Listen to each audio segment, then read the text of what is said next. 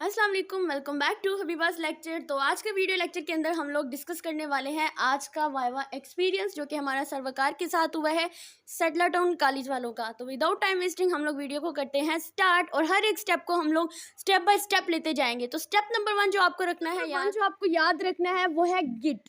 Git सबसे important है आपके फाइनल ईयर प्रोजेक्ट के अंदर। अगर 7th सेमेस्टर के स्टूडेंट सुन रहे हैं तो वो भी सुन लें कि उन्होंने अपने गिट पे अकाउंट बनाने स्टार्ट कर देने हैं। अब सबसे ज़्यादा जो गिट पे पूछे जाने वाले क्वेश्चन जो स्टूडेंट मेरे से पूछ रहे हैं व्हाट्सएप पर आकर, उनके क्वेश्चन यही है कि हमने तो गिट पे अपलोड नहीं किया, हमने तो कंबाइन करके एक ही जगह बैठ के काम किया है, तो हमारी गिट में हिस्ट्री नहीं है तो हम क्या करेंगे। तो भाई आप लोगों को आज ही अपना प्रोजेक्ट जो है वो गिट पे अपलोड करना पड़ेगा। अब कुछ ये पूछ रहे हैं कि हमारी तो पर्सनल इन्फॉर्मेशन होती है हमारे प्रोजेक्ट के ऊपर, तो गिट पे अपलोड करने से कहीं कोई भी हैक ना हो जाए, हमारी इन्फॉर्मेशन का मिसयूज ना किया जाए। तो ऐसा बिल्कुल भी नहीं होता। गिट आपके पास एक ओपन सोर्स तो है लेकिन बिल्कुल सेफ तरीका है। इसमें आपकी अपनी परमिशन होती है कि आप इसको पब्लिक रखना चाहते हैं या आप इसको प्राइवेटली अपलोड करना चाहते हैं। अब चूंकि आपको FYP के लिए गिट का यूज करना है तो आपको हमेशा इसको प्राइवेट ही रखना है। आपके गिट की हिस्ट्री वगैरह सिर्फ वही देख सकेगा जो जिसके साथ आपने कोलैबोरेशन की होगी, यानी कि आपके टीम मेंबर। इसके अलावा कोई भी नहीं देख सकेगा जब तक आपके लैपटॉप से वो देख ना ले। ठीक है, आप एक स्ट्रॉन्ग पासवर्ड लगा ले, आपकी हिस्ट्री वगैरह सब कुछ जो है वो पर्सनली सेव रहेगा। इसके अलावा आपकी पर्सनल इंफॉर्मेशन भी इस पर सेव रहेगी। तो जो स्टूडेंट जिन्होंने गिट के ऊपर कमिट्स किए हुए हैं, कमिट का मतलब क्या होता है कि जैसे अगर आपने कोई फाइल बनाई है, अभी आपने सबसे पहले प्रोजेक्ट को अपलोड किया है और किसी फाइल में चेंजिंग की है, ठीक है, जैसे लीडर ने चेंजिंग की है, तो एक जब आप गिट पे जाते हैं तो आपको आता है कमिट करें। ठीक है, एक होता है गिट लॉगिन और एक होता है गिट डेस्कटॉप। तो आपको दोनों चीजें यूज करनी पड़ेंगी। गिट डेस्कटॉप पे आप इजीली पुश एंड पुल कर सकते हैं, आप कमिट कर सकते हैं अपनी फाइल्स को, जो भी आपने चेंजिंग की होती है उनको कमिट कर सकते हैं। लेकिन जो गिट लॉगिन होता है आपके साथ जो होता है हमेशा आपका गिट लॉगिन करेंगे, क्योंकि उसके ऊपर आपकी सारी हिस्ट्री जो होती है वो सेव होती है, किसने कितना काम किया कितना नहीं। पुश एंड पुल से तो हर कोई अपनी हिस्ट्री बना सकता है, लेकिन गिट पर जो गिट लॉगिन होता है उस पर एग्जैक्ट बताते हैं कि किसने कितनी फाइल्स को कमिट किया है, किसने कितनी फाइल्स को कमिट नहीं किया।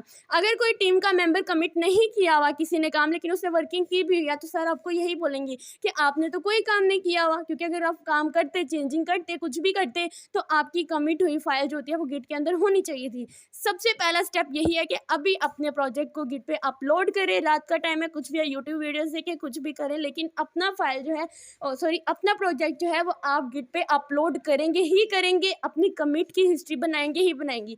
अब मेरी जो कमिट थी वो 31 थी, ठीक है, अक्सर की 12 थी, अक्सर की 13 थी, उनको बहुत कम समझ रहे थे, लेकिन मेरी ओवरऑल 31 थी और ये एक अच्छा इंप्रेशन भी था। अगर आपकी 80 to 92 है तो ये सबसे बेस्ट समझा जाता है। स्टेप नंबर 2 हम याद रखेंगे डॉक्यूमेंटेशन एंड प्रेजेंटेशन पर। तो डॉक्यूमेंटेशन को अगर किसी ने बाय हैंड भी बनाई है तो ऑब्वियसली आप लोगों ने ChatGPT से देखकर बनाई तो है ना, तो अपनी इस बात को चुपचाप आप लोगों ने मान लेना है कि जी सर हमने ChatGPT की हेल्प ली है, उससे हमने डाटा दिया है, उसको हमने अपना ऐप का प्रॉम्प्ट दिया, उसको हमने पूरा फ्लो बताया, तो उसने हमें ये चीज़ें बनाकर दी हैं।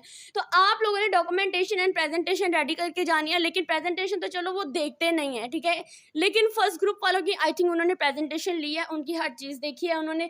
डॉक्यूमेंटेशन जो होती है वो आपने इस पर फोकस करना है, कोई भी ऐसी वर्डिंग ना यूज़ की हो। इसके अलावा आपने अगर उसके अंदर फंक्शंस लिखे होते हैं ना आपने अपनी वेबसाइट के या ऐप के, तो वो फंक्शन जो होते हैं वो आपकी एग्जैक्ट कोडिंग के अकॉर्डिंग ही होने चाहिए। अगर ChatGPT से उठा कर दे देंगे ना तो सर पूछेंगे कि ये क्या है, ये तो ChatGPT वाला लग रहा है, ये तो आपके कोडिंग के साथ मैच नहीं हो रहा है, ठीक है, ये बात भी पूछते हैं। उसके अलावा जो एल्गोरिदम्स हैं उनमें जो आपकी टाइम कम्प्लेक्सिटी है और स्पेस कम्प्लेक्सिटी है ये आपने अच्छे से करके जानी है। मेरे में पूछा था लेकिन मैंने बोला था सर मैंने ये नहीं किया हुआ, ठीक है, मैंने टाइम कम्प्लेक्सिटी स्पेस कम्प्लेक्सिटी मेरी ऐप पे नहीं है। उन्होंने कहा नहीं थी, आपने फिर भी लिखनी थी कि ये नहीं है, ठीक है, 0 है तो आप 0 लिख देते हैं, एटलीस्ट आपने वो पॉइंट जो है वो मिस नहीं करना था, वो आपने लिखना है, ठीक है। इसके अलावा इसका जो टेबल ऑफ कंटेंट है वो बिल्कुल एक्यूरेट तरीके से लाइन में होना चाहिए, उसके डॉट्स बिल्कुल एग्जैक्ट होने चाहिए। ये आपकी इतनी स्पेस है इतनी क्यों नहीं है, ठीक है, कुछ बच्चों से कुछ जिनका एक्सपीरियंस मैं शेयर कर रही हूँ उनके साथ ऐसा हुआ है, लेकिन हमारे साथ ऐसा नहीं हुआ। अब चलते हैं हम लोग स्टेप नंबर 3 पर। स्टेप नंबर 3 है कोड चेंजिंग। अब क्वेश्चन बच्चों का ये है कि क्या सर्वकार पूरा कोड चेंज करवा रहे हैं या आपका क्या चेंज करवा रहे हैं। तो देखो मेरी बात सुनो, अगर आपकी ऐप वेबसाइट बिल्कुल एक्यूरेटली काम कर रही है, उसका कोई भी बटन क्लिक होने पे कुछ नहीं हो रहा, देन वो चेंज करवाएंगे, वो बिला वजह की कोई चेंजिंग नहीं करवाएंगे। अगर वो चाहते हैं कि आपके पास ये पैनल होना चाहिए था, आपने गलती से बोल दिया कि होना चाहिए, तो वो कहेंगे जाओ भाई ऐड करके लाओ। ये होती है कोड चेंजिंग। ये नहीं बोलते कि ये यहाँ से ऐसे चेंज करके लाओ, ये ऐसे है, ये कैसे है। ये ज़रूर पूछते हैं कि ये बटन आपकी जो एक्टिविटी है, जो आपकी वेबसाइट का पेज है, वो कहाँ पर, उसकी लॉजिक कहाँ पे लगी हुई है।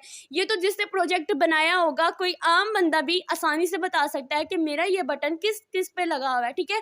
कोड चेंजिंग ज़्यादा नहीं करवाते हैं, उतनी करवाते हैं जितनी वो कहते हैं। अगर फेक ईमेल बनाई हुई है तो उसको बोलते हैं जाकर इसको वेरीफाइड ईमेल पीछे बैठ के बना के लाओ। क्वेश्चन बच्चों का ये है, क्या हमें इंटरनेट अवेलेबल होता है? तो जी हाँ, आपको इंटरनेट भी अवेलेबल होता है, आपको चैट जीपीटी भी अवेलेबल होता है। पास बिठा के कोई नहीं करवा रहे, पीछे भेज देते हैं, अगले ग्रुप को बुला लेते हैं, ठीक है। अगले ग्रुप के आने से पहले पहले आपको चेंजिंग करके देनी होती है। अगर तो आपकी चेंजिंग में टाइम लग रहा है, जैसे हमारे ग्रुप में, हमारे जो ग्रुप्स थे उनमें से ऐसा हुआ था कि 5 घंटे लगे हैं एक ग्रुप को चेंजिंग करते हुए, ठीक है। उसके अलावा 2 घंटे लगे हैं एक ग्रुप को, किसी को 1 घंटा लगा है, ठीक है। जिनसे वो चेंजिंग करवाते हैं, जिनकी फंक्शनैलिटी बिल्कुल ठीक तरीके से काम नहीं कर रही है, उनसे वो चेंजिंग करवाते ही करवाते हैं, ठीक है। कुछ भी नहीं कहते कि ये ऐड करके लाओ, ये करके लाओ, वो करके लाओ। वो कहते हैं कि ये काम नहीं कर रहा, इसको ठीक करके लाओ। ये होती है उनकी कोड चेंजिंग। आपको अपनी कोड के बारे में पता होना चाहिए। जैसे अगर आपने लॉगिन बटन लगाया हुआ तो आपको ये तो पता होगा ना कि लॉगिन एक्टिविटी के अंदर या लॉगिन आपके पेज के अंदर जाके आपके लॉगिन का बटन लगा हुआ है, ठीक है। उसके अलावा अगर आपने कहा हुआ है कि इसको क्लिक करने से नेक्स्ट पेज आएगा, तो ये क्लिक वाली तो आपको पता ही होगा। आपने यहाँ पर लिंक कहाँ पे ऐड किए हुए हैं, कैसे ऐड किए हुए हैं, यूज़र डेटाबेस के अंदर कैसे ऐड होंगे, आपकी ईआर डायग्राम कैसी है, आपकी यूज के सीक्वेंस डायग्राम, इंटरेक्शन डायग्राम किस काम के लिए यूज होती हैं, ये आपसे पूछा जाएगा। उसके अलावा हम लास्ट चलते हैं वाइवा।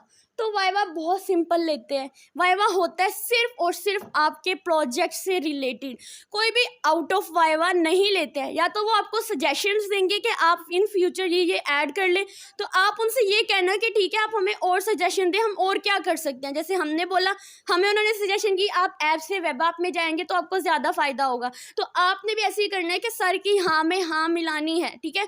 सजेशन दे रहे हैं तो आपने उनको कहना है जी सर ऐसे होगा, हम ऐसे काम करेंगे। तो ये चीज़ है वाइवा। आप लोगों को आपके प्रोजेक्ट से रिलेटेड ही पूछा जाता है, आपने काम कैसे किया, किसने कितना किया है, ठीक है, ये पूछते हैं। आपका गिट देखा जाता है और इसके अलावा बेसिक चीज़ें पूछते हैं और कोड चेंज करवाने के लिए भेज देते हैं। कोड चेंज सिर्फ उसका करवाते हैं जिसकी फंक्शनैलिटी, जिसका कोई फीचर मिस होता है, लेकिन उससे वाइवा के अंदर लिखा हुआ है डॉक्यूमेंटेशन के अंदर कि मैंने ये फीचर ऐड किया, तो वो कहता है जाकर ऐड करके लाओ, ठीक है। इतना मुश्किल नहीं ले रहे हैं। अगर आप देखेंगे तो आपके एग्जैक्ट प्रोजेक्ट से रिलेटेड ही लेते हैं, आउट ऑफ कुछ नहीं लेते हैं। आई होप सो कि आज की वीडियो आपके लिए हेल्पफुल रही होगी। वीडियो ज़रा सी भी अच्छी लगी हो तो वीडियो को आपने लाइक कर देना है, चैनल को सब्सक्राइब कर देना है, अपने जूनियर्स के साथ ज़रूर शेयर कीजिएगा। मिलते हैं अगली वीडियो में। Thank you so much.